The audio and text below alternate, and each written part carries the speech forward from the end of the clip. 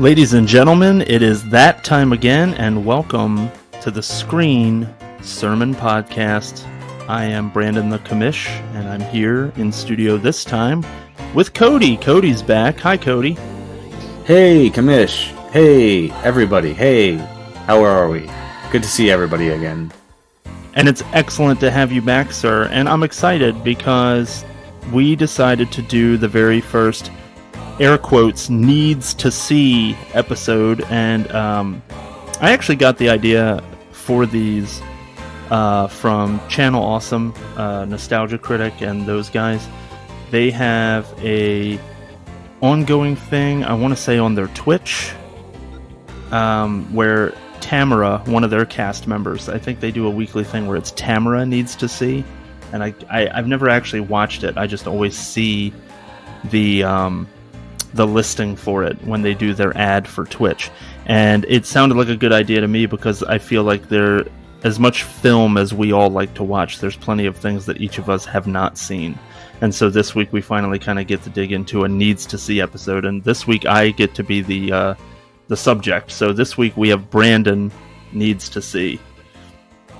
Yeah, this is a tradition I'm not so familiar with from that guy with the glasses. Usually it's from hopefully future guest Brandy going, "What? You haven't seen that yet? You fool!" Yeah, and we will be hearing from Brandy in the next couple of weeks, and we'll get to that. I mean, when we get there. But I wanted to go ahead and put a moratorium on something, and it's unnatural for the people that I've been speaking to, my fellow hosts here on the Screen Sermon Podcast, for them to not call me by my first name. So commonly, over the last several years, I have been going by the nickname Commish or the Commish for various reasons. Thought that would kind of go over pretty well on the podcast. It's been difficult to ask people to not just call me by my name. So from now on, I'm Brandon the Commish. So it's okay if you use those things interchangeably, I think. So we'll just put a moratorium on the don't use the first name thing. That's good. I've been sweating bullets every record, just trying not to bring up the B word. And I even did it to myself. So I'm sitting there giving other people, that feedback. Oh, I had to cut out you saying Brandon a couple of times from last week's show, and then I would catch myself doing it.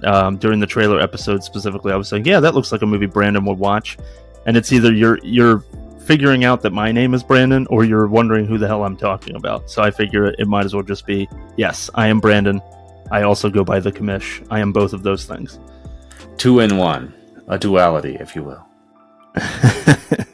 And so this week, Cody, just to kind of, I guess, give us a header here, this week's episode of the Screen Sermon Podcast, we are going to do Brandon Needs to See The Good, the Bad, and the Ugly, the 1966 Sergio Leone Western classic.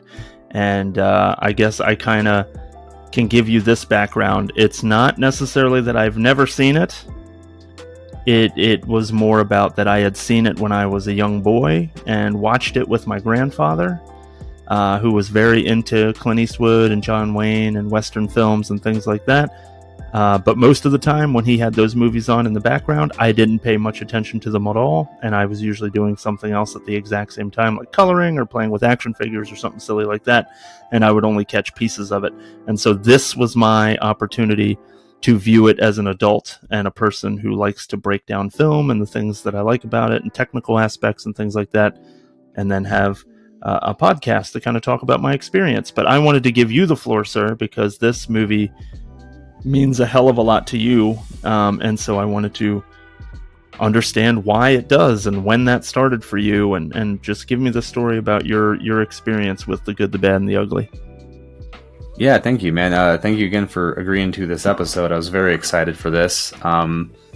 This is one of those, as they say on one of my favorite movie podcasts, Pure Cinema Podcast, one of my Handshake 5 movies. Basically, if you're introducing yourself to another film fan and you want to give them an idea of what you're about in terms of the movies you watch and appreciate, these are your big 5. And this has remained in my 5, if not at the top of them, since I first saw it. And I'll take you back a little bit. I saw this just before I met you, I think, or maybe right around the time. so late high school, and before that, I was not a Western appreciator. Of the ones I had seen, like with my family growing up, and then a handful that get put in front of you because, hey, it's a kid's movie kind of a thing. The only Westerns I'd ever liked were Silverado and Five Will Goes West. So, cut to many years later, I was searching through a store called Entertain Mart, which I found out is still in existence here in Colorado. And I should have known this. I was only shopping 2 doors down from it about 3 weeks ago, but there you go. And scrolling through some of the racks there, and I happened to see this nice looking, not quite box set, but like a special edition of The Good, the Bad, and the Ugly. And it had this little gold star on it, like a seal of approval from Quentin Tarantino, who I'd only just been introduced to a few years before that. And I thought, you know what, if it's good enough for him, it's good enough for me. So came home, popped it in, and didn't take too long before I was pretty mesmerized by the whole thing. Even just the opening credits and that opening theme. I mean, a theme I had heard through, jest and parody for a long time. And seeing it all together with those titles, the animations, and then cutting straight into that first scene, I knew I was in for something. Since then, I've watched it off and on through my life, and again, learned more and more what I appreciated back then and what it led me to later in terms of what I look for in a movie. What I can really dig, just in a story in general, honestly. Okay, and first of all, yes, absolutely. Shout out to Entertain Mart. I dropped a whole bunch of money in that store back in my early 20s. It was basically the reason why I had a job, I think, so that I could buy DVDs from there. You and I had a conversation about The Good, the Bad, and the Ugly poster that you had.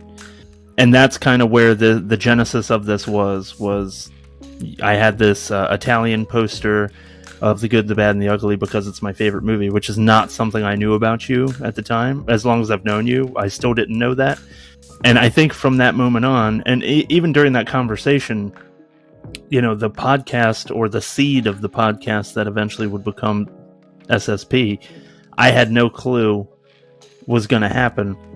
But then as soon as we started talking about having a show, and then as soon as the concept of having needs to see episodes come up, I said, well, I can throw my hat in the ring right away, because if this is Cody's favorite movie, Cody is one of the people that got me into watching film as an interest and not just something that you do passively. And so if this is a movie that he holds in high regard, I need to see it. It's just never been anything that I'd paid attention to since I was like 8. And so I was very, very excited to check it out. And so I appreciate you bringing it to my attention. Absolutely, man. As I say, it's always a very cool thing when somebody you know and respect takes an interest or a shine, even just gives a chance to something that you're into. So I was super excited when you announced this episode. Speaking of, I know you're the newbie to this film for the most part. And I kind of wanted to kick off, honestly, and get a little bit of background on some of your watch history. I know you mentioned you'd seen this movie a little bit with your grandpa. Up to this point, watching it this week, what was your experience with Westerns in general? And if there was any specific reason, was there anything that kept you from watching this one in particular for this long? A quick and dirty answer to that is I think that I associated Westerns with those are old people's movies because my grandfather loved them so much.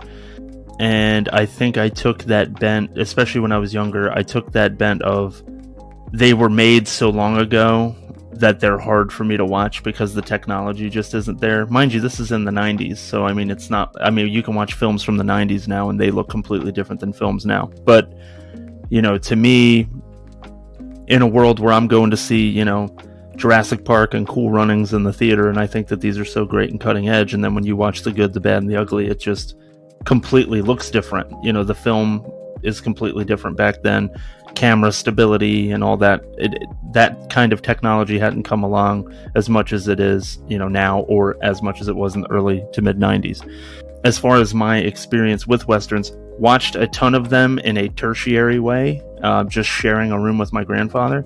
And then beyond that, I can tell you that the one that absolutely would stand out to me from my childhood, one that I watched cover to cover without any question, because I just didn't really think about it as being a Western, even though it absolutely is Tombstone.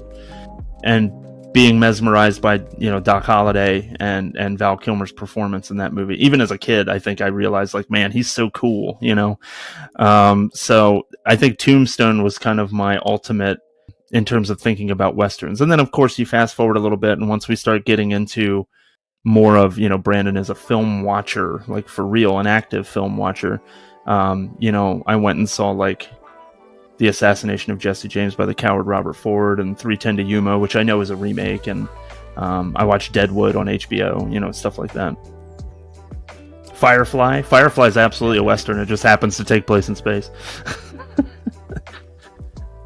That's what I've heard. That's kind of, I know we're more of a movie show, but if we were ever to dip into TV, that's definitely one Cody has to see kind of a shows. I know, like, one of my favorite all-time things ever, movie show period, is Cowboy Bebop, which has Western tinges. I feel like I was sold a little bit more on the space Western thing. It feels a little bit more film noir overall to me, but I do love those more Western-based episodes. I would agree with that 100%. And I too love Cowboy Bebop. It's one of the few like anime sets that I own. That one and Evangelion. Just because it's so easy to go back and watch either one of those series. And to your point, I think there's absolutely room for SSP to eventually do TV shows. I just think we have to figure out a format style to tackle it. Because to tackle like 10 episode seasons versus a 2-hour movie, our episodes already run somewhere between 90 minutes to 2 hours, so I just don't know how we would do it at this point. Right. Yeah, at that point we're getting into like full-on marathon territory. We've left our families and our jobs. We're just all in one nice bunker recording about Full Metal Alchemist together. So I wanted to get back to what you were talking about, that title sequence. I made a bunch of different notes, and I tried to split it up categorically. And this is kind of my new way of actively watching movies. And don't get me wrong, I might change it tomorrow. But I broke it down by, individual elements: cinematography, style, technical, oriented things, sound, makeup and effects, performances, writing. And then I even put in a little blurb in there for trivia, because I'll sit there and look things up about the film while I'm watching it. Not to spoil it for myself, but more just to get interesting little nuggets about it. And then I had kind of an intangible category that I didn't really know exactly how to define the things that were in there. And so I literally just called it joy.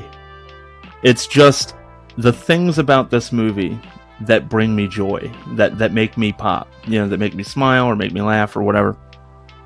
And I gotta tell you something. Tuco is in my joy bubble a lot. A whole lot.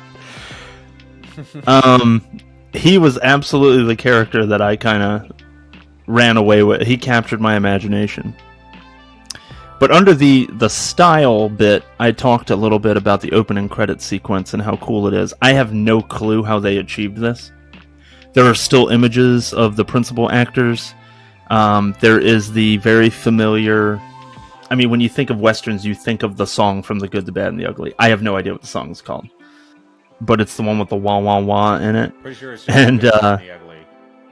That makes sense. And so they're playing that iconic song, and you have this paint splashes and smoke kind of intermixing with these still images of the principal actors from the film or scenes from the film. You've got a silhouette cannon firing at somebody on horseback, which to me I was like, what's that about? And then of course later on in the film it makes perfect sense. Yeah, it was a great opening. It really brings you right in. It's immediate. And then your kind of introductory scene, which is a cold open. You have no idea what the hell's going on. I love the little intro sting you get where you actually get the word "the ugly" when Tuco's running out of the building with the giant hunk of mutton in his hand, and how that influences like modern directors that we watch now, like the Hugo Stiglitz moment from Inglourious Bastards, for example. Like, that's from here. Like, this is where that came from. So that was really cool to see. Dude, yeah. You're so right with so many of Tarantino's things, you know. And again, like, that was the whole reason that got me to watch this movie. But yeah, it's funny to watch his progression, because he had kind of a pretty good mix of influences in those first three movies of his, and then once Kill Bill hits, you see so much. It's just Leone all over the place. Yeah. Oh yeah. And I could see that. I could see that with a little bit of earlier Guy Ritchie too. You know what I mean? Where it's like Frankie Four Fingers. Yeah. You know, and it you to the characters with a full graphic and a nice little musical sting. Right. And believe me too, Tuco is one of my biggest joy buzzers of this whole movie too. I mean, I feel like when he does show up, I mean, as great as all the music, I mean, Morricone's a master. You know, I'm sure we're going to talk plenty more about him throughout this whole thing. I have a few different things on him in my notes, but I mean, I feel like when he shows up, you may as well just play Shawn Michaels music, because Tuco / Eli Wallach is the showstopper of this movie. Oh my god! And I've realized Eli Wallach more and more is a tour de force. Yeah, and it's a funny thing because I remember reading just this time. I never read up much on the movie itself. I knew some things. But I found out, I guess, Clint Eastwood, when he found out that Wallach was getting cast opposite him in this as one of the three leads, he was actually concerned that he might get upstaged by him. He had seen some of his work before, and I'm like, not for nothing, man. I think he kind of did. Yeah, I would agree. I think Eastwood is the biggest name on the marquee, or he's the star that you associate with the Dollars trilogy. But as far as, at least with The Good, the Bad, and the Ugly, I thought Tuco was the main character. Blondie has less screen time than Tuco. I actually read that. I forget what the exact numbers are, but Tuco is literally on screen more. He speaks way more. He has more character development. I feel like he has a more rounded character, and he has all the cool scenes are Tuco's. Well, you know what's funny? Looking at just the timing of this now, I had to check the year here, but Wallach was probably the most known actor, at least in America, in this movie, because he had already been in The Magnificent Seven like 6 years earlier. And Eastwood was, I think I'm gonna forget. I think he was on Rawhide for a bit, and I don't know if Van Cleef was much known for, not hugely known for anything before this as well. So honestly, for a Western audience, he'd probably be the guy that you'd go for. And that's probably, I think, why I had heard on some of the posters and some of the other marketing, Wallach was given top bill. So that makes a lot of sense when you look back. I mean, Eastwood's the legend now, but again, largely because of being in this movie. Right, and I think that's just some of my ignorance coming through, because I honestly wasn't aware of who Eli Wallach was prior to watching the film. But knowing the legend that became of Clint Eastwood to us now, and like the Eastwood Ultimate Movie box set, The Good, the Bad, and the Ugly is in there because it's treated like it's Eastwood's movie. But to anybody who has seen The Good, the Bad, and the Ugly, like me now, I now know that is Eli Wallach's movie. Without a doubt. And going back a little bit to what you were saying about the character itself of Tuco, that was one of the things I definitely noticed this time. He's the most human of the main three. Eastwood, or as Blondie, is he's this kind of stoic, and he's a bad motherfucker. They all are, but he has these little lines. You never quite know what he's thinking or doing. I mean, you see a little bit through his actions, and that's who he is through the entire Dollars trilogy, which is why I think, for my money, Fistful is a little bit... It feels a bit emptier because you haven't even included Van Cleef yet, and Van Cleef doesn't play the same character between For a Few Dollars More and The Good, the Bad, and the Ugly. His character in For a Few Dollars More gives you just a little bit more of that juice, and again, he's the one in that movie that actually has a little bit of a backstory, even a personal vendetta. And Tuco is the one here. I mean, he's again Angel Eyes as well. He's nothing but like malevolence and sadism and greed, Whereas Tuco, you feel a whole mix of different emotions from him. He's the only one you get like a slight glimpse of his backstory. And again, he's also the one that, like, gets hungry and annoyed and wants to take a bath. You know, he feels like a real person. And actually, one of my favorite things about this movie is, though, even though that character is kind of in the comedic relief spot, he's also the third baddest motherfucker in this movie. Like, nobody else would want to, like, throw down on this dude unless they had a real good jump on him. And even that, I mean, even that's questionable. I think that Angel Eyes is the bad. He's set up as the top heel in this film. Tuco is the opportunistic tweener. He'll play whatever side is more advantageous to him in the moment. And then Blondie is your babyface, but he's an anti-hero. You know, he's a Stone Cold Steve Austin. He'll attack referees and officials, whatever, but at the end of the day, he is doing it for the greater good. But Tuco, I mean, I think I read in here somewhere that Angel Eyes, despite being the top bad guy in the film, only kills 3 people. And Tuco and Blondie both kill more people than he does. As a matter of fact, I think Blondie kills more people than Tuco and Angel Eyes combined. And he's the hero. But Tuco, I mean, you get the bathtub scene where he's getting... somebody gets the drop on him, or so you think, when he's in the bathtub, but he also took his gun into the bath with him and murders that guy with soap suds on the end of his gun barrel. Amazing. It's absolutely in my joy column. He gets into a brawl with the giant Confederate prison guard Wallace, and they have a big old Donnybrook in the cabin while Angel Eyes looks on, and the orchestra is playing outside. And he holds his... I mean, he gets beat up. He gets the tar beat out of him, but at the same time, I mean, he's so tough that he's able to withstand a beating from this giant dude who reminds me of Bluto from Popeye. And then you've got the train scene where, again, with Wallace, he ends up just basically grabbing a hold of Wallace and forcing them to jump off of a train, and then beats his head against a rock. Like, Tuco is... He's an advantageous, opportunistic... He's bad. Like, he's a bad dude. I wouldn't want to mess with Tuco. No, I mean, honestly, if there was any character out of this that you could have done just a solo movie on, it would have been him. And oh yeah, to your point, to Tuco's promise, Wallace did make a lot of noise. Yes, he did. And I'm going to be dropping a lot of his lines throughout here too, because when you reminded me of the bathtub scene, all I wanted to say was, like, if you have to shoot, shoot, don't talk. Yeah.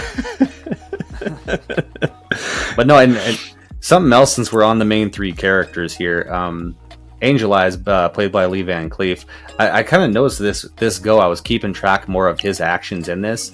You only see him actually fight like maybe 3 times, really.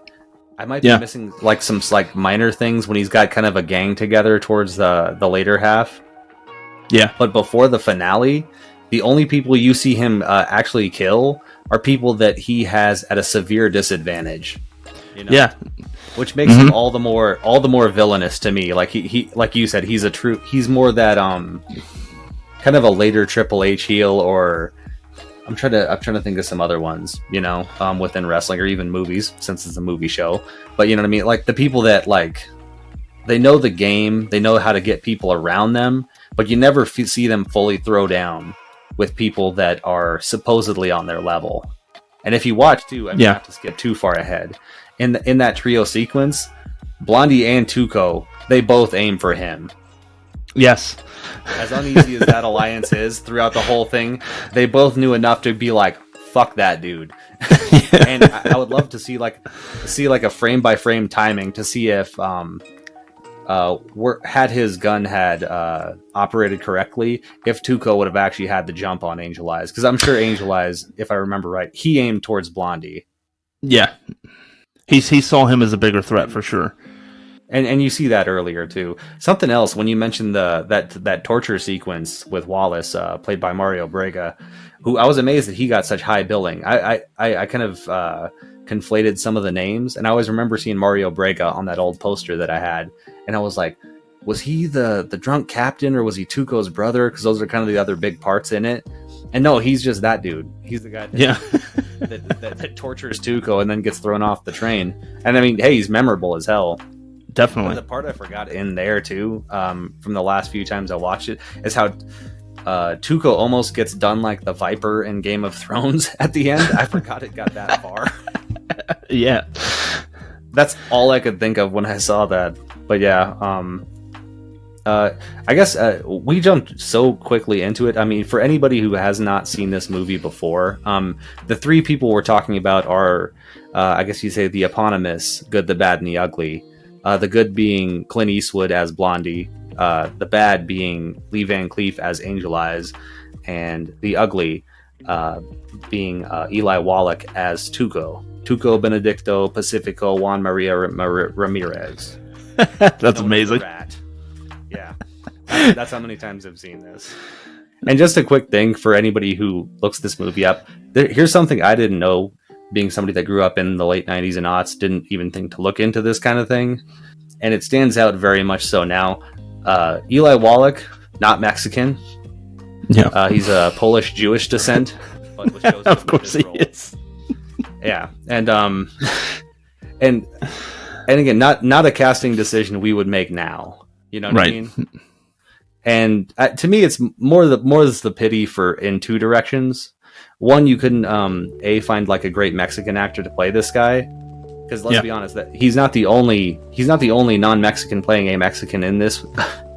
Absolutely. But also, once you knew you had Wallach in this, that you couldn't have retrofitted the part to fit maybe him a little bit better. You know? That's true. Yeah. Question, because I think that I think I get it, but I'm not 100% sure. This is the epitome of the concept of a spaghetti western. What is a spaghetti western? It's a kind of unfortunate title for westerns that were made in Italy. I believe mainly through the 60s. They may have started just a tad earlier. I don't think so though, because if I remember right, anybody who'd like to catch up on this kind of geocentric subgenre, there's a great documentary on Netflix called Django and Django, and it's more to do with if Leone was the Beatles of the spaghetti western. Sergio Corbucci, who this documentary is about, would kind of be his Rolling Stones. Okay. A decent history of what led to these westerns being what they are, and some of that was the big genre in Italy before this time, from like I guess the late 50s into the early 60s, were kind of bigger Roman historical or even sometimes biblical, I think, epics. Mm-hmm. And it was a very work for hire kind of thing over there, the filmmaking community. So if that's the genre that was happening, you made those movies because you wanted to make movies.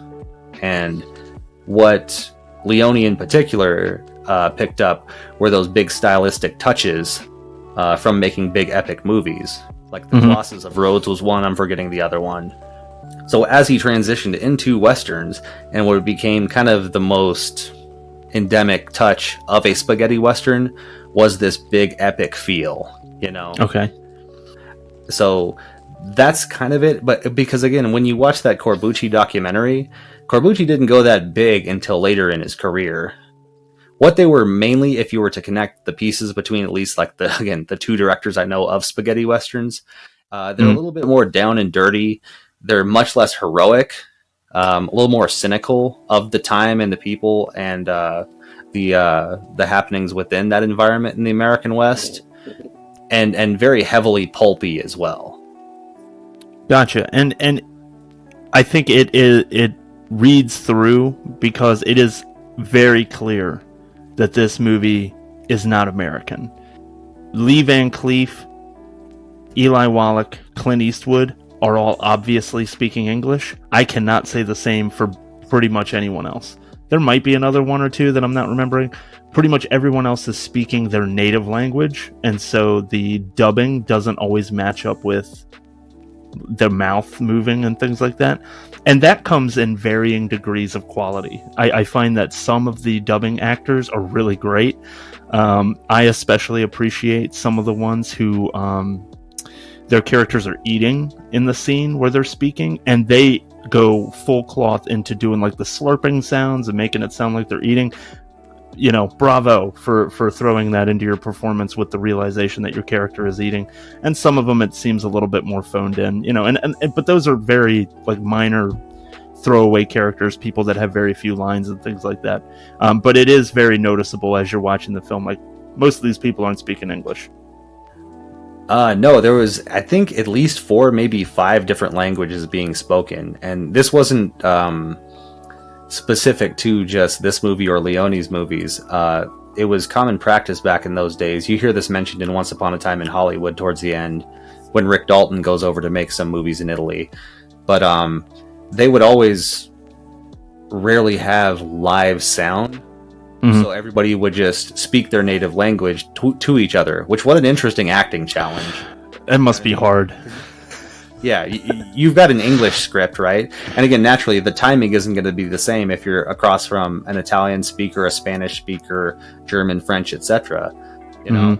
And so trying to still give that kind of performance. And there were, like, again, I was paying much closer attention this time, knowing we were going to record for this. And there was at least one, I think maybe for both, like a segment for Van Cleef and Wallach's characters where you could pretty much tell that it was not them dubbing themselves. Because I think for the most part, those 3, and again, they're the ones you pay the most attention to, so that's probably why I noticed the most. I think they do a pretty good job. I mean, there's still some that feels kind of odd, and a little bit. Yeah. I almost kind of like it, honestly. It's a weird thing. Those things that some of your favorites, if it's like your favorite meal, like you got to get the hot dog from this stand because he burns it just right. You know what I mean? I kind of dig the way that they sound almost a little bit unnatural. To me, it kind of gives more credence to that pulpy flavor of it. You know what I mean? It feels like their words are sticking to the screen more than being spoken straight from their mouths, almost like a comic book in a weird way. I get what you're saying, and I think that it rings true that the things that you hold dear to yourself, you're willing to not only accept the flaws, but also be willing to defend them from other people and try to make them understand why that is what makes it good. And I remember to the native language thing, I remember one of the things that I read about it in my little trivia bubble. Eli Wallach did not speak a lick of Italian, I think it was. And Sergio Leone's English was very limited, and so they just decided to speak to each other in French. But for it being an Italian-made Western, from what I saw, it was filmed in the Spanish desert, which of course throws another, set of languages in there and things like that. Yeah, and actually, yeah, being shot in Spain brings up another one of my favorite aspects of this movie. And I was trying to find this, but I actually wrote a short essay on this movie for a film class I took a few years back. And unfortunately, it just seemed to have gotten lost from my iCloud, or it's saved somewhere else. But yeah, one of my favorite things, and this is technically an American story, if you will. You know what I mean? It's told in America about a very specific historical point in America. And yet it's this weirdly mythic thing, and I don't think you could make it quite as mythic. And again, one of my favorite things about so many of my favorite stories and movies, if you can hit something that's almost feels like a folk tale. I don't know if you could have done that as well if you'd shot it right in the Southwest, say around New Mexico, Texas, Arizona, and such like that. It almost has to look otherworldly for you to accept this weird pitch that the story gets to. I think that's a fair point. I think that if you're trying to make something sound as grand as like a fable or a folktale, then setting it in a place that you're very familiar with would kind of take that, your ability to see it in those kind of like larger than life dimensions. It would be hard to see it that way if it was filmed in a place where it's like, I've been somewhere that's just like that. Right. And a little more disclosure, but I live, and you used to live here in an area that is one of those places. You could easily just, if you had the right camera and the right costumes, you could shoot a Western not too far from my backyard out here in Colorado. Absolutely. And don't get me wrong, I think John Ford did a hell of a job shooting areas in California, and I think around Arizona as well. And and turning those into pretty mythic looking places. But by this point, we had already seen those, you know. That's why a lot of people after a while stopped shooting there, if I'm remembering right, because it was like, well, shit, everybody's already seen these. They all saw it in The Searchers and Man Who Shot Liberty Valance and shit. So I mean, what else are we going to do with his landscape? He already kind of killed it. So what were some things... I'm trying to figure out the best way to tackle it, because I certainly had my own experience with the movie, but I want to give you the floor, because this is inherently Cody's movie. I want to give Cody the ability to kind of I don't want to say test me on it, but just kind of give you the space to just be like, what about this? What about that? You know, and that kind of thing. So, did you have anything like that, or how did you want to kind of tackle how we go through this? Well, one of the first things I had down that I knew I had to ask you about, and it's a crime to talk about this movie without mentioning this man. We already name-checked him a little bit earlier, but there's a couple of personal reasons, but then also just the thing I would ask anybody who's first seeing this is how that Morricone score hit you. Ennio Morricone, again, the composer for the score of this film, composer of upwards of, I forget if it's 100 or maybe 200 scores, just passed a few years back. Amazing career. And I can't think of too many other people that loom as large over the movies they've worked on in terms of composers. John Williams, Elmer Bernstein, a handful of others, but I can't think of too many others that are so endemic in what they've provided to a movie. And one of the main reasons I wanted to ask you about this, because I feel like having seen a particular band live, was already familiar with one of these songs. The other thing is, anybody who's seen like a Modelo commercial for the last few years also knows about this song. But yeah, what did you think of that Morricone score? Did it work for you? How well did it work for you? Did it hit you as well as it hit me back in the day? So I'm hoping you can maybe give me some more insight into some of this stuff, because there were 3 instances in this film where I was absolutely losing my shit to the music. One being the opening title sequence and that classic Good, the Bad, and the Ugly song. And kind of getting to hear it in the movie where it came from and over that awesome title sequence. And obviously that song comes up over and over again throughout the course of the film. Great. The second one was the song that was played in the Confederate prison camp when Tuco was getting the shit beat out of him by Wallace. I thought that was a great song, and very powerful to the moment. You know, like the fiddler in the band has to stop because he's played this song essentially over so many men's deaths, over however long he's been in this prison camp, that it's finally just broken him down. He can't play anymore, and then he's forced to continue playing. I thought that was just, what a moment, like what a sad existence for that guy. And then obviously at the end with Ecstasy of Gold, it's no secret to anyone who knows me, I'm a huge Metallica fan. They play that before every live performance, and actually they also show the graveyard sequence, or at least part of it, on the big screen, like as they're kind of getting ready to go on.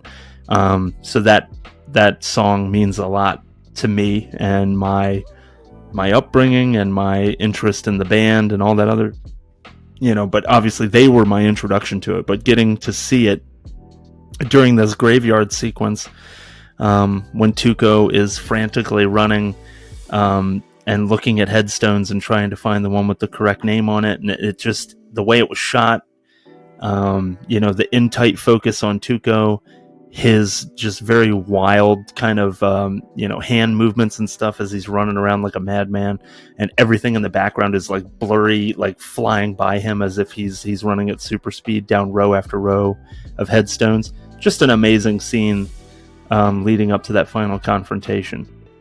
However, every other piece of music in this movie either took me out of specific scenes, or I didn't pay any attention to it. It was enough in the background that I barely even noticed it was there. But there were a few instances of songs that just like it caught my ear, like, and I'm actually listening to it now, and I'm like, this just didn't fit the tone of the moment for me. And one of those was when Tuco murders Wallace after jumping off of the train. I can't remember exactly what it sounded like, but there was something about that. It fit Tuco as a character because it was kind of like a upbeat kind of orchestral piece that they did, but it didn't fit the moment, the fact that he just blasted somebody's head against a rock until he was dead. Like, there was just something about it that kind of took me out of it, and I'm not 100% sure why. Well, I kind of see what you're saying a little bit. Me and more, it's more on what's happening in the scene. The head on the rock, and then even after he cuts the chain with the train, like seeing the body just get drug under the train for a while. Oh, that was brutal. Yeah. Yeah, those two parts felt like exceptionally violent and gruesome to me compared to a lot of the rest of the movie. So I could understand a little of what you're saying from that other end. Like, you know what I mean? Maybe they just turned the volume up on the violence a little bit too much compared to the rest of the movie there. I'm having trouble remembering that exact musical sting as well. But that was one thing that stood out to me this time, was like just watching that body getting drug underneath for a sec. And compared to now, compared to, like I mentioned before, like something like, say, Game of Thrones, so many other new horror movies, it's not that much. But for the time, that must have been a real, like, gut punch for audiences. I can tell you, as a first-time viewer, you know, really paying attention to it, knowing that this film was released in 1966. So I'm trying to rationalize all this. I'm like, so it was probably shot in 64, 65. Without, you know, understanding how long the editing process took back then and stuff. So you're being shot in the mid-60s. I absolutely did not expect to see a body dragged under a train. That took me completely by surprise. Well, and that was one of the funny things about this movie. Previous to this, Westerns didn't tend to get quite that gruesome, and none of them were this... I'm missing the word here. It's not quite nihilistic, but they weren't quite this rough-edged. Or if there were rough-edged aspects, they were a little bit more cartoony, or that was the bad guys, and then that's why, again, John Wayne and Jimmy Stewart would show up to, like, you know, put them down or whatever. But yeah, like, for its time, it was a little bit more hard-edged. And again, not the least of which because your main three, again, you can call Blondie the good, but with, like, you know, decent air quotes around it. He's kind of a bastard as well. He absolutely is. And since you mentioned it too, important to mention, this is the third in what's called the trilogy that we mentioned before. These movies came out, at least in Italy, 1 year after each other. Okay. And this is before the days where they Lord of the Rings things, or, you know, say like the last two Matrix movies, etc., where you could record the whole thing, you know, and then work on them, then release them within that. They shot, edited, released a movie, and then by the next year had the next one, and then by the next year had the last one, and increasing the scale and the cast with each one, which is kind of incredible. Yeah. And when it actually landed over here, all three of them came out in 1969. Wow. Yeah, they released them all there, so that's why they were able to kind of successively, like, boom, then, oh, you like that one? Boom, here's this one, and then blam, cap it off with Good, the Bad, and the Ugly. Wow. So you can see why Eastwood blew up in such a dynamic fashion as he did. Yeah, no kidding. Speaking of, I mean, we're already kind of touching on this. Something else I wanted to ask you. You've always mentioned, more so lately it seems like, I didn't actually know this was as big of as important of an aspect to a movie as joining you in our group chat for this show recently. But cinematography is a big thing for you. There aren't a whole lot of movies I think of that have more classic or iconic cinematography than this one. You watch it and you can see so many other movies that have taken influence from it or flat ripped it off. You know what I mean? Mm-hmm. Tarantino. And how did that land with you? I'm hoping pretty well, and I'm guessing there was at least a few shots that, like every person in the world, probably at least struck you. There were. So I had four. I had four written down as like specific instances where the cinematography grabbed me in good ways. So first of all, I did want to talk about the technical things that I noticed about camera work in the film. They do a lot of long-range shots to show people riding on horses and stuff in the distance. And first of all, they're very grand and showing some pretty incredible scenery, like ones you would see on your computer's default desktop background, stuff like that. Very gorgeous, deserty, mountainy, kind of stuff. Just technology was different back then, which I think is what makes the cinematography in this film even more incredible. And so you notice these things when you're seeing, there's two principal characters who are riding horseback, and they're really far away from the lens of the camera, and they're very blurry. And so nowadays, they would be in complete focus because technology is just wildly different. I also noticed that on long-range shots, you'll see the image within the frame jumps up and down. And I think that's just a stability thing. Whatever it is that's going on around the vicinity of the camera is making it jump. And so I was noticing that. It's kind of like the little hallmark things that kind of like the old cigarette burn marks that you would see in old films, older films and stuff like that. It's the stuff that makes you feel like this is a movie from a previous time. It wasn't a bad thing. It was just something I noticed. Couple of things that I noticed from cinematography. I already mentioned one, which was Tuco's graveyard run to Ecstasy of Gold. Amazingly shot. I don't know how the hell they did it. I don't know how they followed him. I'm assuming dollies existed back then, where they would build rails. Yeah. And, I assume. Right off the jump, very early in the film, your introduction to Angel Eyes, when they shoot him, I don't know the character's name that he's coming upon, but it's a family at a farm or kind of a house out in the middle of nowhere. And the guy is sitting down to a meal, and Angel Eyes is coming to ask him some questions about the guy that we would eventually know to be... Are you thinking of Bill Carson? Bill Carson, thank you. But prior to that, he had another pseudonym that he was going under. And Angel Eyes comes to this man to ask him some questions about it. And they shoot him from the angle of the man seated at the table, and you see him through these multiple archways that exist in the guy's house. And Angel Eyes is stood in the doorway at the very, very end of this really long kind of corridor of this house. I mean, it's all one room basically, but these cool archways that they have built, the architecture of this building was cool. And then they show you what I really enjoyed about it is they showed you the reverse. They gave you the shot from Angel Eyes' perspective looking in toward the man sitting at the table. And the entire first 10.5 minutes of this movie, nobody speaks a line of dialogue. And it's all people communicating through eye contact. It's all just them looking at each other, and there's very much understanding about what is being quote-unquote said, even though nobody's saying anything. And these two guys have a damn conversation from these really awesome angles that they shot this from. They are having a conversation with each other without uttering a single word. And then, of course, Angel Eyes eventually closes the distance between them slowly but surely, sits down at his table, starts eating his food. They don't say a word, but they're having this whole conversation, this whole interaction without having to say anything. I loved the way that was shot. The interior of that house and the back and forth. When you get Blondie's introduction, I love that they kind of treat him like a mythical character at first, because they shoot him from these weird side angles where you don't quite get a view of who he actually is, but you absolutely know who it is. Or they shoot him from behind, but the focus is actually put on like his holster side, so like you're at his hip almost, and it's the side of his body where his holster is. And that's how they kind of shoot him in that first scene where he's saving Tuco from 2 bounty collectors or 3 bounty hunters, I guess.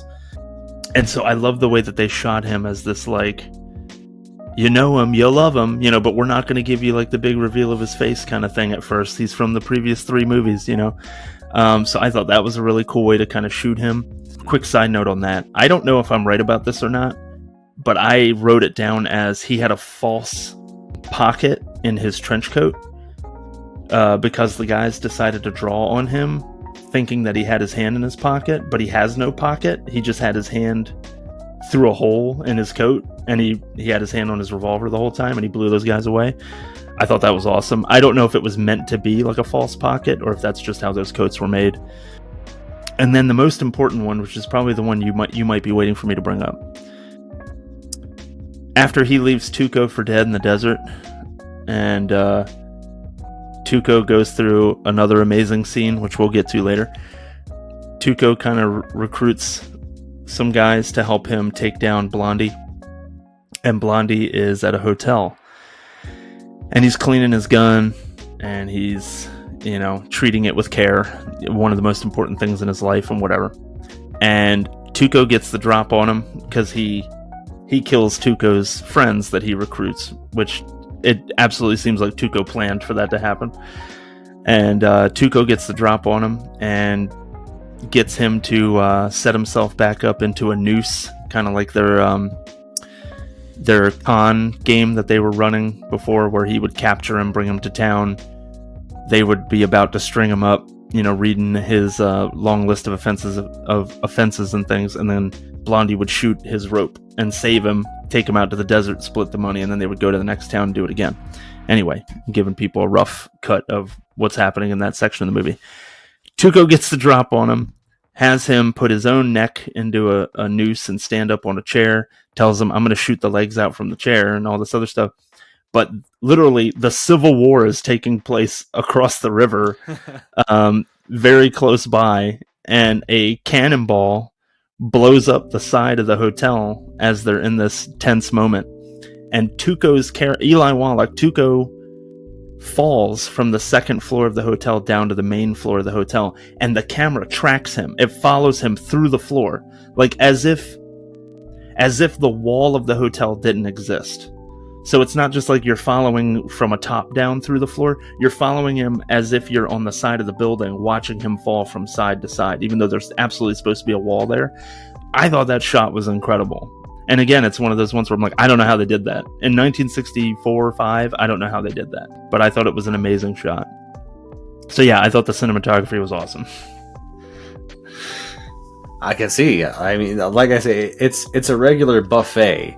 Like, if you've ever been, I don't even know if this is still there. It's been like 15 years since I've been to Las Vegas, but they used to have a buffet in Rio, or the Rio, I guess you could say, where it had literally every food from around the world. I feel like Leone and company wanted to do that with camera work in this one. Like, we're going to have panoramic shots, we're going to have insert shots, we're going to have like super close-ups, a lot of portraits. We're going to do as many like kind of versions of tracking things as we can do. And yeah, I forgot about that part a little bit. I mean, I always remember that scene, but what I always remember about that scene when Tuco's come to hang Blondie is the lead up to it. I mean, it's one of the ones that, it's the one that usually show in like film classes, where you keep seeing like the boots hitting the steps. Yes. Going up there. You see the hands going to the guns, you see the eyes of them, and you keep seeing Blondie clean his gun. And again, he's hearing more of the cannon fire outside. And they're using that as cover, yeah. Yes, and that brief little moment where it silences, and you see him like, "Oh shit," yeah. that thing like what your dog does when he hears the can opener or something, And Quick gets his gun together, and again, that's one of my favorite lines. When the one of Tuco's goons looks up, and he says like, he just has this look of like similar to what you were saying of Angel Eyes and the farmer that he kills. Whether he says everything with a look, and he's like, how did you know? And again, Blondie just goes, your spurs. Yeah. Hits the sting, and I'm just like, yes. Going back just a tad, when you were talking about that first scene with Angel Eyes, I was trying to find, I thought there was a more technical term for that, where you were talking about the way they shot through the doorways and the arches. I mean, all I can find is a frame within a frame, which is a technique I really like too. It can get overused sometimes, depending, but like, it's something I'm rarely unhappy to see. And I think one of the better uses of that I have seen is in that scene. And it was done in a telescoping fashion, where it was like literally 3 archways plus the doorway that is framing Angel Eyes. and there was this connotation of danger, right? You already get, I mean, he's wearing a black hat. I don't mean to be, classic Western about it, but he's all in black. He's got a black hat. I'm assuming this guy's the bad guy. Not to mention with his demeanor and things like that. And as he's kind of getting, he's one archway closer and he's one archway closer. It's like literally the danger is getting close to this guy, up to the point where he's literally sitting at your table and eating your food. And so it made that whole scene for me. Like it literally provided me with checkpoints to realize how in trouble this guy was. Right, exactly. And since you said scene, and since we're talking about this, this is an aspect of filmmaking I had heard of but didn't quite understand until recently. And I think in addition to Leone and his cinematographer's command of the camera, there's a term called mise en scene, and it's effectively what you put in front of the camera. Okay. So it has somewhat of an elliptical relationship with cinematography. And something I really picked up on a lot in this, because there's something that disappoints me a lot with independent movies, or not even necessarily independent, but just very low budget ones, more so from like 30 to 40 years back, like the ones you see sometimes on Mystery Science Theater, is that sometimes they just shoot like a blank wall. Two people talking in front of it. I'm like, you didn't have like a quick mural or something else to throw down, like a rug you could have hung up behind them, and I mean, the people that made this one, Good, the Bad, and the Ugly, I mean, there's like so much amazing mise en scene in this, and set design. I don't know if it was even designed or if they just found these places in Spain or Italy. But I mean, even just down to like the wallpaper, the furniture, there's always something to look at, something to appreciate. Another great one too I liked was when they're looking through, Angel Eyes and his goons are looking through that burnt out building, or that blown up building. And you see all the way down that street. Yeah. And they know, and Angel Eyes even tells them, he says like, be on your top game here, boys. Because the other two that are at the end of this street, they ain't playing around. Right. And since we've both mentioned it, something else I wanted to ask you about, because it was something that I knew of, and I think in my memory of the movie fades a little bit into the background. But did that inclusion of all the Civil War stuff do anything for you? Did it feel like it was needed, or maybe needed as much as was included? Because I'll be honest, this go, I remember that scene with Aldo Jeffrey's character, the drunk captain. Yeah, that part I was like pretty floored by it. It hit me out. It reminded me a lot of like something out of Apocalypse Now. Okay. You realize just how futile this whole war is. Like, all they're doing is they're fighting over one damn bridge. Their best weapon is whiskey, so they can keep people drunk enough to keep fighting over this one goddamn bridge none of them really give a fuck about. And like it's just so like misanthropic and like nihilistic, that whole thing. So I went into this and I wasn't expecting it to be a Western and war kind of cross up, even though I understand that the timing of like the American West and those kind of Western stories would take place at the same time that the Civil War was taking place. I wasn't expecting it. And so I think that I struggled with it a little bit, because I understood the first time that they are Tuco and Blondie are captured by the Confederates, and that leads to the train scene, and then all of a sudden Blondie and Angel Eyes are going to work together. And so they're kind of trading partners and things like that.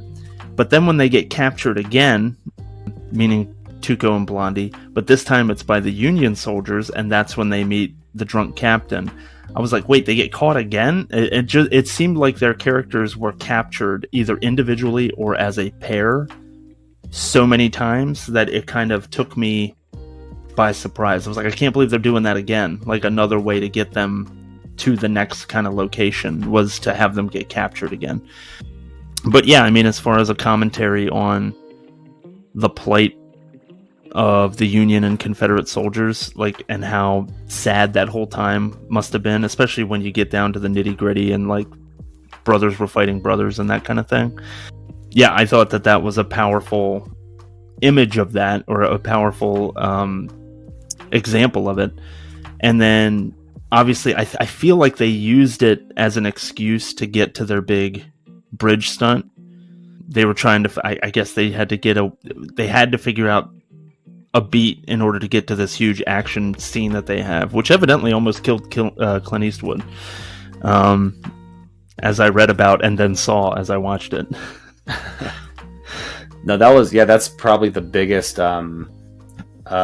guffaw, or not guffaw, what am I thinking of? The biggest faux pas, you know what I mean, in the making of the movie. At least before I read a little bit more about it just in the last few days. One of my next things I had down just as sharing information, because I didn't know if you had read this as well. But so Eli Wallach almost died or got seriously injured at least 3 times making this movie. Yeah. One time he was apparently when in the scenes where he's strung up with the noose, and he's also got his hands tied behind his back, the horse just took the fuck off. And basically almost threw him off, and he had no way of like stopping the horse, and no one else was close enough, I guess, and he almost could have just gotten thrown off and crippled because he couldn't stop his own fall. The other one, we talked about the scene earlier where he's going to break the chain with the train. Oh man! They forgot there were steps on the side of those trains. How? Since the end of that scene is him jumping up on one of those steps to get on the train. Yes. But, I mean, if he would have raised his head, he would have just basically been decapitated. And the dumbest, for my money, is apparently, I don't know why they had this on set. I mean, who knows? I don't know how to make every last part of a movie. But somebody left a bottle of acid, not LSD acid. Yes. Next to Eli Wallach's beverage, and he damn near drank the whole thing. Yeah, evidently it was an acid that they used to make the bags for the gold weaker, so that when he hit them with a shovel, they would split wide open. Oh, okay. Yeah. Okay. Well, at least there was like a pretty solid purpose for it. But like, how you just like put it on the craft service thing, or like, you know, right next to Wallach's Coke. The thing that I took away from his near-death experiences on set absolutely was the train one. I mean, because I think it was like 18 inches was the difference between life and death, essentially. And yeah, like you said, all he had to do was raise his head, and that would have been it. And Sergio Leone evidently was adamant about, Eli, you have to shoot this yourself. You have to do this stunt yourself. And he was really against it. And he finally agreed to do it because Sergio kind of talked him down and just told him, look, just stay low and it'll be loud. You know, it's going to be loud, but other than that, you'll be fine. And it's just like, man, the safety measures that are in place on a film set now, it did not even come close to existing back then. Oh God, no. There was a whole lot of people falling off a whole lot of real horses, and as you say, jumping out of trains and almost drinking acid, apparently. Well, rewinding just a tad, mentioning this movie taking place right within the Civil War, I didn't put this together until doing my kind of personal homework of watching the first 2 in the trilogy, Fistful of Dollars and For a Few Dollars More, before watching Good, the Bad, and the Ugly again. But with this one right at the center of the Civil War, it's actually before the first 2 in the trilogy. It's a prequel. At least, sort of, yeah. Or chronologically speaking, yeah. But it wouldn't make sense either, because obviously... spoilers here. I mean, we spoil most things. People should know this about our episodes by now. But with Lee Van Cleef's character dying here, it wouldn't make much sense for him to just show back up and For a Few Dollars More. You know, that's true. What I didn't understand was these 3 clearly have a history that's implied, but you're never really sure where it comes from.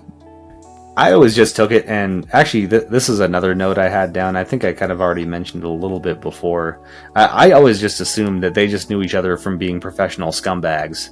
You know, that makes sense. In that way, like, if you're a soldier, if you're a sheriff, if you're a cowboy, a farmer, somebody, you associate with other people that are in your field, you know? And that these guys are kind of among the baddest of the bunch. They would probably have some knowledge of one another. That makes a lot of sense. And obviously Tuco and Blondie know each other because they're running that con together. But they both kind of name drop Angel Eyes when they see him like in the same town or something like that. And I remember making a note about like, well, how do they know who he is and all that stuff? But that makes complete sense if you're running in the same circles, potentially done business in the past or something like that.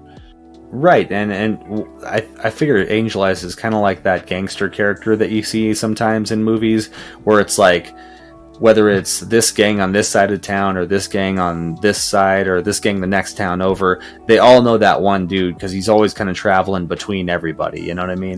The guy you respect but you don't necessarily trust, you know what I mean? That makes sense. He's the Hyman Roth of this movie.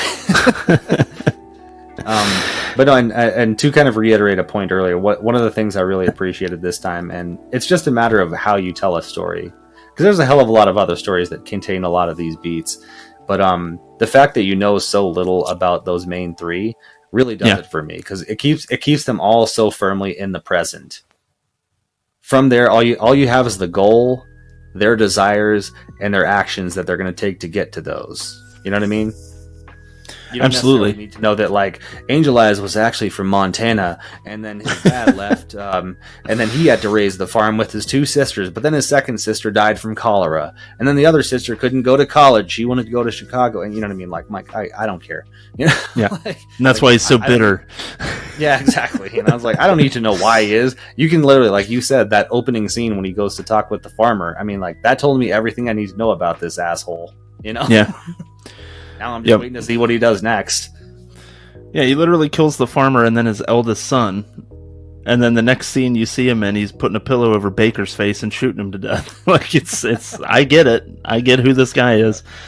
One thing about Angel Eyes, just random, that I wrote down in my writing bubble. I didn't want to see him sleeping. And when him and Blondie first kind of become a duo and decide to go to the cemetery together, because they each know one piece of information that's crucial to finding the gold there. Basically, the next scene you get after they leave the Confederate camp, it's like them sleeping by a stream, basically, implying that they've been traveling for a little bit together. And that's when Blondie finds out that he essentially has a crew with him that's been hiding this whole time. But seeing Angel Eyes sleeping at the beginning of that scene, it humanized him, whereas before I just saw him as just an animal, basically, just this killing thing, just this evil entity that kills people, takes people's money, and is basically just here to be bad. I didn't want to see him in a vulnerable position like that. He kind of owns it and then saves it because he's kind of doing like the kind of laying out pose, like he's so just calm in the moment, even though one of his buddies just got shot. And so he kind of saves it, but I didn't want to see him in that vulnerable position. That's a really good point. I can see that now. And actually, as you were saying that about like seeing vulnerability with Angel Eyes, you don't really see any sort of hesitance or fear or anything. And why I think that like the culmination of that trio sequence at the end is so powerful to me, and it's just the difference in Van Cleef's performance once he's actually been hit. Yeah, you know what I mean? Like suddenly he's almost like cowering, and you see this like the real human pain in this dude, and he was like, well, finally fucked with the wrong guys, you know? Yeah. Yeah. Before then, you weren't sure he had it in him. Yeah. And speaking of that too, I mean, it's one of the most known things from the movie. I just got to mention it because it's still so badass to me. It would seem cheesy to do in a movie now. You know what I mean? It would feel more like something from an 80s Arnold movie or something. But shooting him into the grave, just be there, you know. But then shooting his hat and gun into the grave with him. That's where I'm just like, man, that's just 3 middle fingers right there. Yeah, I think if you just leave it at shooting him in the grave, it's too much. But then when you shoot the hat and the gun in and you just fully commit to the whole thing, it's like, okay, you got it back.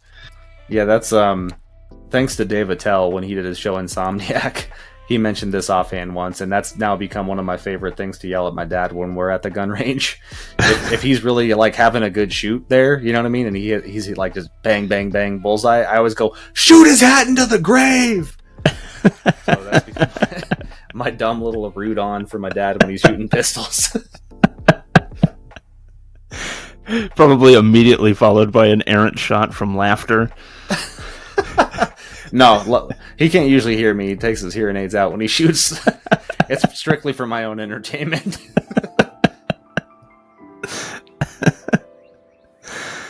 Oh, man. So, yeah, just a couple of quick things before you move on to your next point, if you have a next point. I'm not trying to force it on you. One of the things I wrote down, highest rated film according to IMDb that was not nominated for an Oscar. So it's wildly heralded as being a fantastic film, but it was not even nominated, not even considered for an Oscar. And then the other one that I thought was funny, not funny, just kind of strange. $200,000 in gold is what's on the line. That's what our three principal characters are all chasing. Trying to find it in the Sad Hill Cemetery. According to whatever it was I read, I don't know.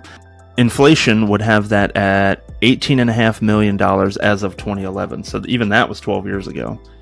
So you're looking into like the 20s of millions of dollars if you were to bring that amount of money now, just based on the cost of gold per ounce.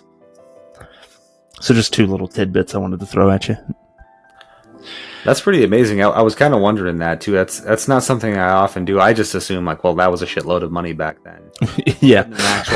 Put an actual figure to it now. Yeah, man. I mean, I'd have been running like Tuco too if I knew where that thing was. No kidding. My last thing I had here, at least that I had noted. Let me make sure it is the last one here. Yep. The dialogue. It's very weird. It's kind of stilted in certain ways. But I really love it. It, like I said before, it's very pulpy. It feels almost like a little bit something out of a comic book. It almost even feels like half poetic or philosophical at times. You know, like I could see that. For a living, if you work for a living, why do you kill yourself working? And like all the different versions of there are two types of people in this world: those with a rope around their neck and those that do the cutting. Yeah, and I love the way like Wallach or Tuco. I don't know if this was partly his interpretation of the dialogue. He speaks in these kind of non-grammatical kind of ways. You know what I mean? Mm-hmm. Like saying like, if you miss, you would miss better miss very well. Yeah, like, I love that line. You better miss very well. And like some of it, and probably the best line in the whole thing. I mean, just for his delivery of it is. Any man that crosses me and lets me live, he knows none or understands nothing about Tuco. Yeah. And he goes, nothing. And he just like laughs it off and shit. And you're like, damn. But yeah, how did you like the dialogue? I mean, I know actually back in the days when you and I were first introducing each other to movies, dialogue was one of the key factors for you. Yeah. Yeah. And that's obviously changed. I find the technical aspects of film are what get me nowadays, and I still pay attention to dialogue, but I pay less attention to that like individually, and it's more about the performance as a whole. And it absolutely boils down to lines, and I think Tuco just has the best lines. I love him talking to Wallace about like, I love big fat men like you because you fall hard and you make a lot of noise. Like, I love that. That's so cool. You know, and it's essentially him promising him, like, I'm gonna get you eventually.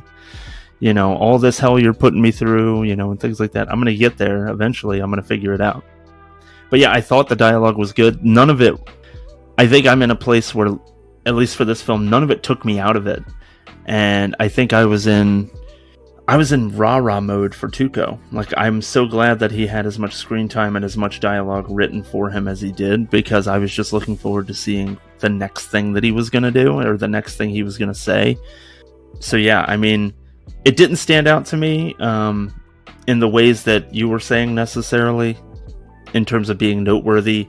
I can absolutely see it being dialogue in a comic book. Like, I could see Sin City, you know, I could see this story being told in a volume of Sin City, and for some reason they just take you on a time machine and you go back in time and Marv is in the desert or something. Like, I could totally see that.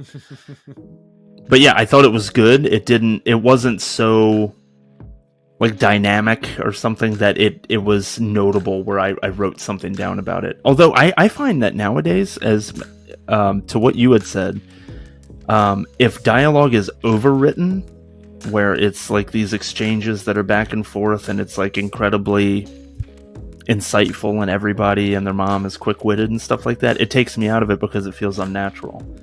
And nothing about this felt unnatural. It just felt grandiose to a degree. Like it felt like a performance, but it wasn't unnatural. It wasn't like I don't know, it wasn't beefed up so that it appeared to be smart or that it appeared to be anything. Yeah, no, to me, it harkens a little bit back to some of the samurai movies that helped inspire and birth this kind of subgenre as well. Some of those some of those you watch, and I mean, again, like, you feel like not only are these guys great with a sword, you know what I mean, but they were also just sitting around reading poetry the whole time in between sword fights. You know what I mean? They all know just how to turn a phrase, on a dime. And that part to me, again, it might seem a little bit corny to some, but I just love that shit. And now I really want to see Marv in the desert. I don't care what they call it. They should get right on that. But yeah, man, that was probably the last thing I was really going to bring up of the main ones. We kicked into it so quick off the jump. We already covered a lot of what the other things I was going to bring up. So I'm mostly through my notes. There's just a few things more about Tuco that I wanted to gush about before we call it an episode for the week. And obviously, your insights, on the things that I'm about to say, and then anything further that you wanted to provide about the good, the bad, and the ugly, I'm, of course, all ears and want to hear it. Tuco has so many amazing scenes in the movie, but a couple that we didn't bring up. His weapon selection process, that whole scene absolutely blew me away. And again, it was about performance. It was about ad-libbing and choices that he makes in his physicality and like the decisions that he makes as a character. I read that they told him basically to just go in there and play with the guns, and whatever you do is what you're going to do, and we're just going to shoot it and see what happens. And so this man, he's introduced, like they have a shopkeeper who's like, oh, here's the Winchester, here's the Colt, here's the this, here's the that, and whatever. And he's looking at all, the Remington. He's looking at all these gun manufacturers, and he immediately starts taking revolvers apart. And he's like sniffing the barrels, and he's listening to the sound that they make when he turns them. And he's rubbing them between his hands. He's looking at them. And then he essentially builds a Frankenstein revolver. He's got the grip from one manufacturer, and the cylinder from another manufacturer, and the barrel from another manufacturer, and he's got them all glommed together. And then he goes out there and puts on a little performance with his shooting accuracy out in the back, where he tests the gun out and stuff. And then, of course, he ends the scene as they're presumably discussing price, but no, he's not discussing price. He's also robbing the shopkeeper. It's just like, how much money are you going to give me, basically, to not kill you? So he steals the guy's merchandise and then gets $200 from him as well before he leaves, and then shoves the open and close sign in the dude's mouth, which again was an Eli Wallach decision that wasn't in the script.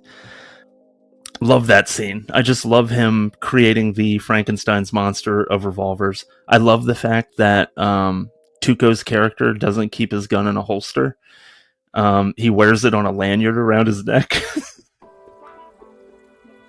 That was incredible. I'm laughing just thinking about it. But it's such a precious item to him that he literally wears it around his neck as if it's like his cross. Like he's, And then he also tucks it into his belt. And evidently that choice was made because Eli Wallach was not confident in holstering a revolver without looking at it. And Sergio Leone didn't want to have him looking down at his holster every single time he's supposed to holster a gun. And so they just came up with this other creative way that this madman carries a gun around. Which I thought was amazing. It really does.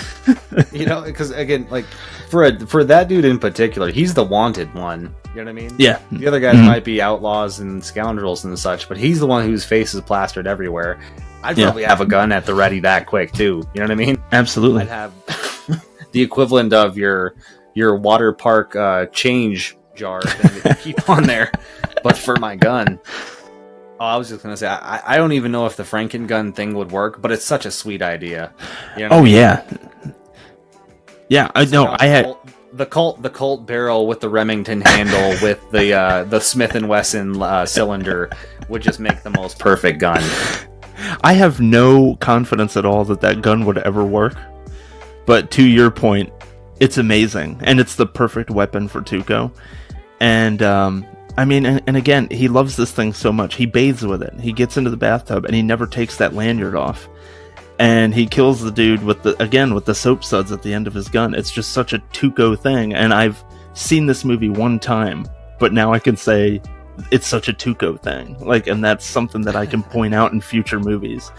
And that's another one where, like, you have to suspend your disbelief. Like, would that gun even fire after he's submerged it in water like that? I have no idea. Like, I'm not a gun person. I don't know enough about guns of that age to say. I only know of a couple of I guess makes or models of guns that will shoot after being in water. Like, I think Glocks are one. I know AK-47s are known for that. And I think there might be one more, but I couldn't honestly say. I didn't know if that's maybe why he wanted so many bubbles in the bath. Yeah, you know what I mean? It makes sense. Like, maybe he just kept the gun just above sea level. And that way he could pop it through those bubbles and stuff. I mean, it makes me know if I'm ever on the run, I know what kind of bath to make. You know what I mean? He emptied every jar on that shelf. Yes, he did. He's like, fuck it, I'm having the best bath ever. It's probably the last one I'm going to have. And then the last thing that I wanted to mention, and maybe this is a hot take, I don't know. It was my favorite scene in the movie. After the film kind of comes to a bit of a slowdown, Tuco makes Blondie crawl through the desert, a la what he literally did to Tuco, a half hour ago. Love Tuco, by the way, on horseback with his little pink umbrella. Amazing. When they finally have the scene where Tuco comes upon the horse and carriage and finds Bill Carson, the man with the eye patch, and gets half of the information about where the gold is buried. By the way, absolutely inspired the scene from No Country for Old Men when Llewellyn finds the Mexican drug cartel shootout scene and finds the bag of money. Wounded, dying man asking for water. It reminded me of that scene at the beginning of No Country. Anyway, they end up making their way to a monastery where we've come to find out Tuco's brother is the father. He's the priest, and kind of the leader of this monastery.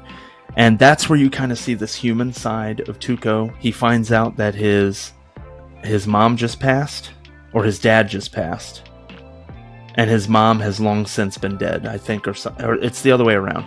Anyway, Pablo, I think is the name of his brother, is basically telling him, like, I was there, they asked for you, you weren't there, I had to keep lying to them, or something like that, something along those lines, and basically questioning his morality and just being like, here's all the things that I've accomplished in that time, these are the things that I've done for our family. What have you been doing, Tuco? Basically living, a sinful life and all that kind of stuff.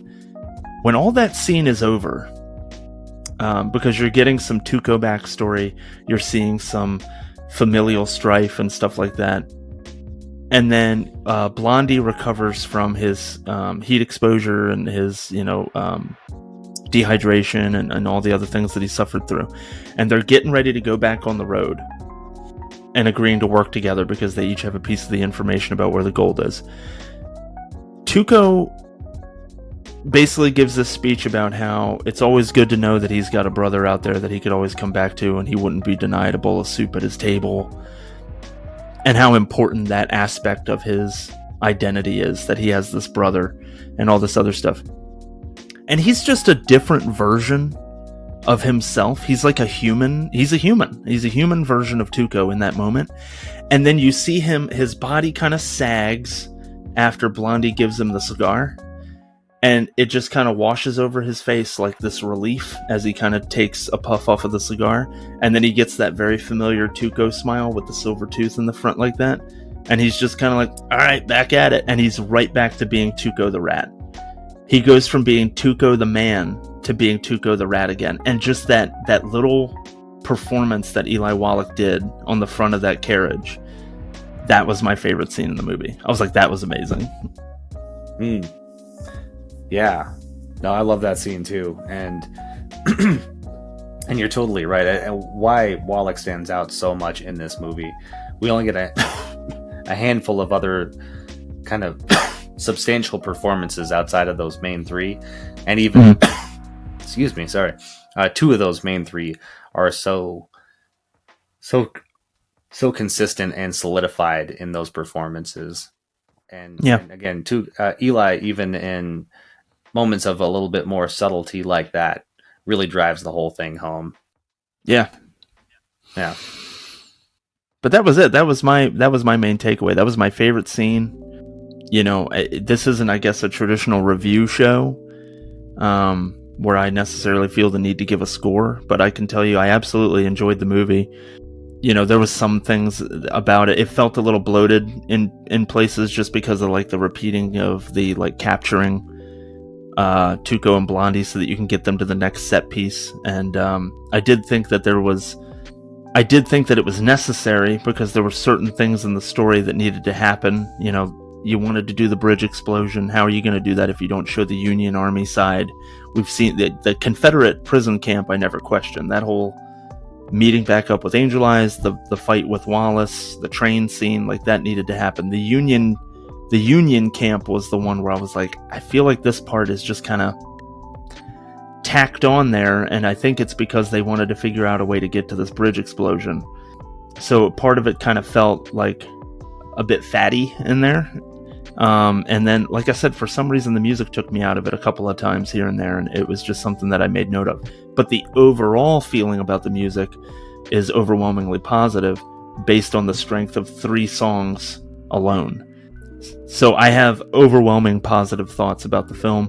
There was just a couple of things where it would take me out a little bit here and there, but it was nothing at all that made me dislike it or disagree with you that it's absolutely a classic and should be in people's, you know, favorite films list and things like that. It makes complete sense to me. Yeah, it's by no means flawless, and again, each time I kind of find new reasons to appreciate it, and again, sometimes I find new things. I'm like, maybe that doesn't quite work, or that was a little bit herky-jerky. This is one of those, I'm not always this person when it comes to, say, movies, music, whatever other forms of art and entertainment and all that, but it's one I really do appreciate a lot of times, almost as much for its flaws. And again, so I'm that kind of a super fan for this thing.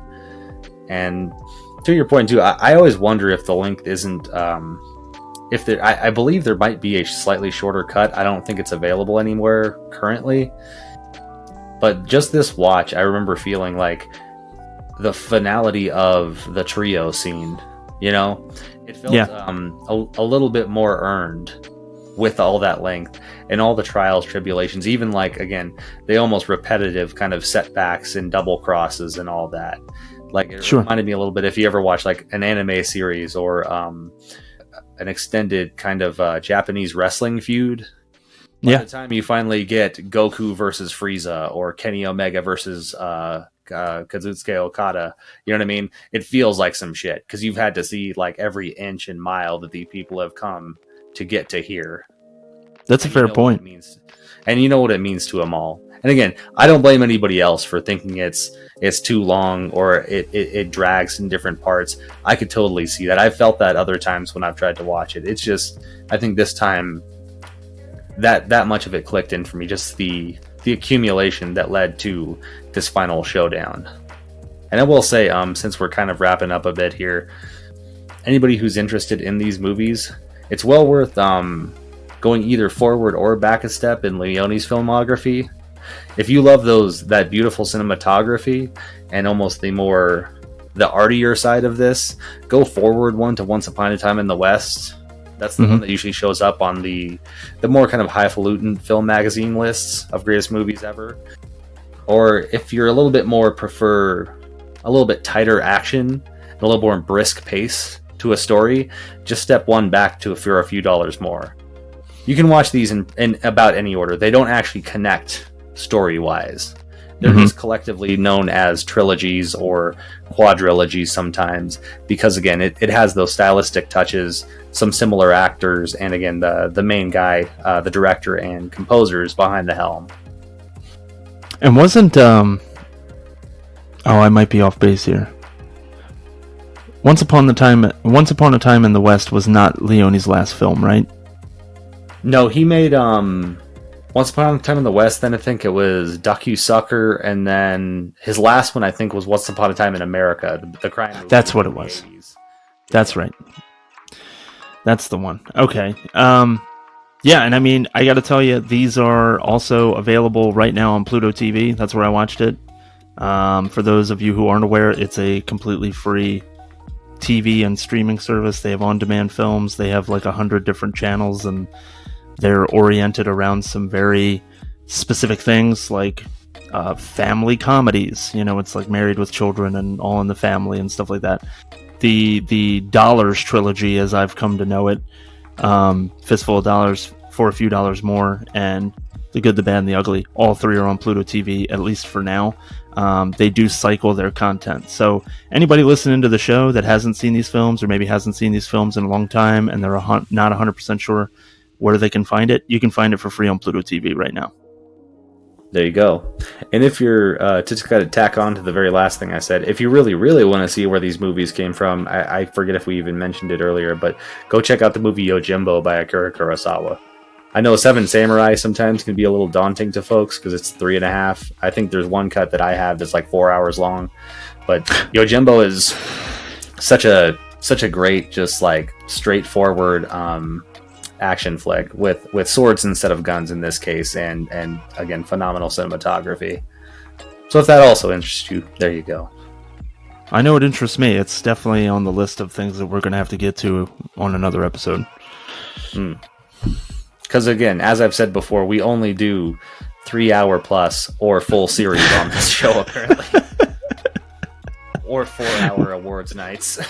Yeah, we're not about doing your 90-minute rom-coms. No quickies, no one and dones, boy. We go yard. That's right. SSP is an endurance test. Oh, sorry. One last really dumb thing, and I'm glad you said SSP again. I'd never even paid attention to this before. There's a scene in the movie where they have a soldier from the opposing side tied up to a train. I'm assuming this guy's dead, and they have a sign on him. And I didn't get a close enough glance, but all I could read was SP on it. And I was like, what are the Union guys, like Scientologists or something? I saw SP on the Confederate guy at the front of the train, and I'm like, oh, damn. They found him a suppressive person. They got to audit him now, I guess. Really stupid thing that made me laugh as I was watching it. And I'm really trying to push the acronym. You know, it might be a little bit too early because I still want people to know the name Screen Sermon Podcast. But whenever I'm speaking about it on the show itself, I'm trying to work in SSP a little bit more, just so it's like I don't have to say 3 words every single time. But yeah, so with that in mind, anything else before we, shamelessly plug ourselves and then let these people go for the week on The Good, the Bad, and the Ugly? Anything else, Code? No, honestly, man, I think we hit it about top to bottom for everything I was hoping to mention and hoping to hear your take on. So, if anything, I say one last time, thanks for making this an episode, man, and for giving it the time. Oh, absolutely, and it was worth it. And as I'm hoping that after the years that we've known each other, I respect your opinion on film and like what's worth watching. And if you haven't seen this, you should definitely check this out. And so I'm always going to have an open ear toward those kind of suggestions coming from you. So as well as the rest of the hosts that we have on here on the show, I'm always interested in seeing what people are seeing that I haven't seen and should be watching. So yeah, thank you. Yep. Oh no, likewise, man. And I hope to maybe be on the other end of this at some point on a future episode, if it's not you or somebody else from the congregation introducing me to another great flick that I haven't seen yet. Yeah, I think we definitely have to figure out, some of the ones that have passed you by and get your take on them. And allow somebody else to gush about it and kind of see how those things mesh.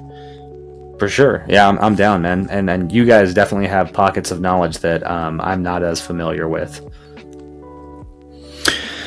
Yeah, so I'm looking forward to digging into that some more. I don't know exactly when the next Needs to See is actually going to happen. We mentioned it on a previous episode. I think it was episode 1. I married myself to an idea that episode 2 was going to be a specific thing, and then it wasn't. And I felt bad about it. So now I'm just in a place where I'm like, I'm going to leave it open to potentially change. But we'll absolutely have more of these, as well as series rankings and then straight up reviews of films. And we're just going to take it on a week-by-week basis and hope that you guys enjoy listening to it. Yes, sir. And let us know on the social medias. What are we at again? Are we just screen sermon on all of them? Pretty much. I think that I was able to snag that on all of them. Yeah, I mean, as Cody said, I'm literally chomping at the bit to get some interaction. So right now the podcast is on Spotify as I try to figure out how to navigate Apple Podcasts and RSS and all that kind of stuff. So right now we're on Spotify because I know how it works. And then we're on YouTube. I post the videos up on YouTube as well. They're not actual videos, but it's the audio from the podcast. And so we're at Screen Sermon on YouTube, or you could just search Screen Sermon Podcast, and I think you'll be able to find us. The Screen Sermon Podcast on Facebook, and then on Twitter, TikTok, and Instagram, we are at Screen Sermon on all 3 of those. And my Instagram and TikTok stuff is kind of a slow burn, but I am active on Twitter, trying to figure out exactly how to engage people on Instagram and TikTok. I have an idea of how to do it that we've talked about off air, but in terms of actually getting around to doing it is what I'm working on. So yeah, please reach out to us. And then of course, at the end of the day, we have an email, screensermonpod@gmail.com. So screensermon and then pod@gmail.com. Send us movie requests or suggestions. Send us feedback. Send us anything. I want to hear from you. I'm interested in your opinions and what you have to say. I want desperately to tailor this show around what it is the listeners are interested in hearing about, rather than, just having to kind of go into the lab with the boys and come up with topics and ideas for ourselves. If you want to hear something specific, I want to know about it so that we can make that kind of stuff happen. So with that in mind, guys, I think that we've come to the end of Brandon Needs to See the Good, the Bad, and the Ugly. He saw it. He enjoyed it. And thanks again, Cody, for bringing it to my attention. And I guess that does it for the Screen Sermon Podcast this week. Thanks again, brother. Thanks for having me on. I appreciate you, and catch y'all hopefully again very soon. Peace. Yes, indeedy. Have a great week, guys, and we'll speak to you all again very soon next week.